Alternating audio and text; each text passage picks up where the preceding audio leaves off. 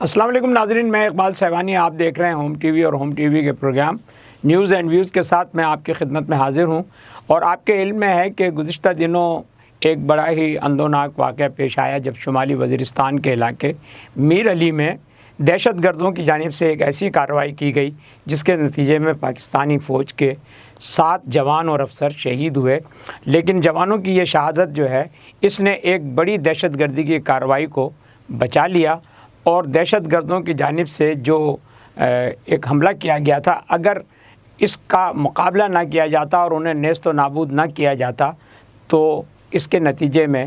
شہری آبادی میں ایک بڑی کارروائی کا امکان تھا اور اس سے بڑے پیمانے پر دہشت گردی ہو سکتی تھی۔ تو بہرحال اس کارروائی نے نہ صرف یہ کہ دہشت گردوں کے حوصلے پست کیے، اور پاکستانی فوج کی جانب سے یہ بھی پیغام دیا گیا کہ دہشت گردی کی کسی کارروائی کو جو ہے وہ نہ معاف کیا جا سکتا ہے، نہ نظر انداز کیا جا سکتا ہے، نہ برداشت کیا جا سکتا ہے۔ اور پاکستانی فوج اور پاکستانی عوام کی جانب سے دہشت گردی کی کارروائیوں کی ہمیشہ سے جو ہے نہ صرف یہ کہ حوصلہ شکنی کی جاتی ہے بلکہ ڈٹ کر مقابلہ کیا جاتا ہے۔ شہروں میں دھماکے ہوں یا اسکولوں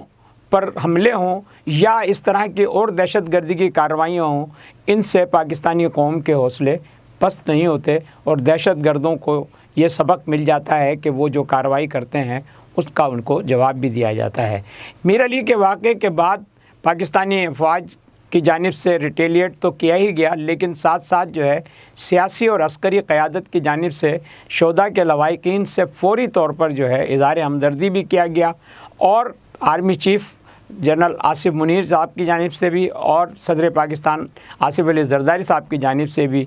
فوری طور پر جو ہے شہداء کے جنازے میں خود شرکت بھی کی گئی اور انہیں اپنے کاندھوں پر اٹھایا بھی گیا، سپرد خاک بھی کیا گیا۔ پھر یہ ہے کہ جو متاثرہ خاندان تھے ان سے اظہار ہمدردی اور اظہار تعزیت کے لیے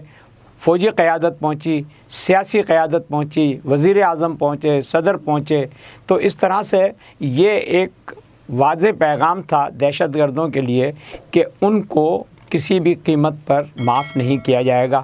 اس واقعے کے فوراً بعد پاک افواج کی جانب سے بڑی کارروائی کی گئی، اور ان علاقوں سے جہاں سے یہ دہشت گردی کی کارروائیاں آپریٹ ہوتی ہیں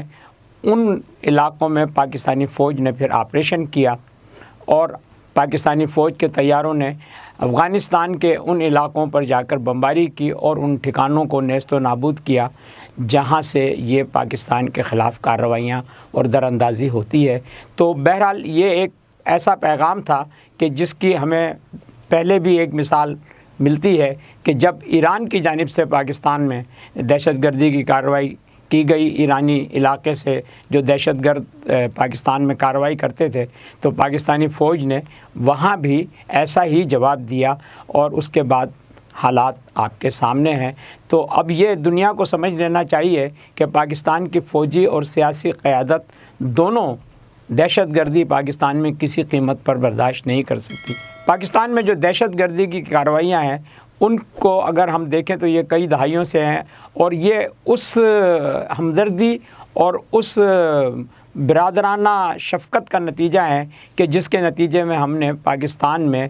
کئی لاکھ افغانوں کو یہاں پناہ دے رکھی تھی، اور ان افغان پناہ گزینوں کی آڑ میں دہشت گرد بھی اس ملک میں آ گئے اور انہوں نے یہاں کارروائیاں شروع کی، اور کچھ پاکستانی سیاسی قیادت کی جانب سے بھی ایسی چھوٹ اور چشم پوشی کی گئی۔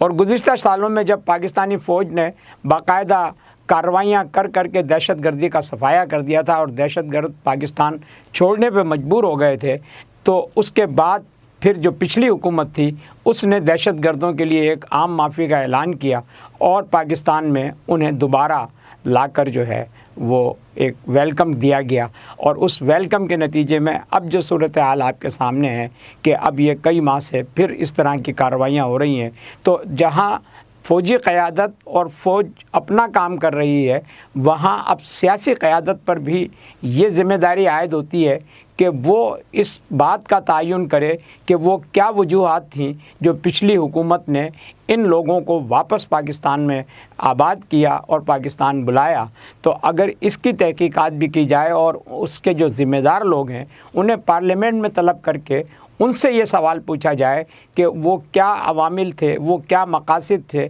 وہ کیا مجبوری تھی جن کے تحت ان دہشت گردوں کو واپس بلایا گیا تھا۔ تو یہ اب سیاسی قیادت کی ذمہ داری ہے، حکومت وقت کی ذمہ داری ہے کہ وہ ان افراد کو جو اس وقت پاکستان میں ہی موجود ہیں ان کو بلا کر ان سے پوچھیں کہ یہ کیا پالیسی تھی اور اس کے پیچھے کیا مقاصد تھے کہ جن دہشت گردوں نے ہمارے بچوں کو نہیں چھوڑا، ہماری شہروں کو نہیں چھوڑا، ہماری املاک کو نہیں چھوڑا، ہماری فوجی تنصیبات کو نہیں چھوڑا، ان کے خلاف کارروائی کر کے انہیں پسپا کر کے یہاں سے فرار ہونے پر مجبور کر دیا گیا تھا۔ تو پھر ایسی کون سی مجبوری تھی جن کے تحت انہیں یہاں واپس لایا گیا؟ اس کی تحقیقات ہونا بہت ضروری ہیں۔ دیکھتے رہیے ہوم ٹی وی، اور ہوم ٹی وی کو لائک، سبسکرائب اور پروگرام پر اپنی رائے کا اظہار کرنا نہ بھولیے گا۔ شکریہ۔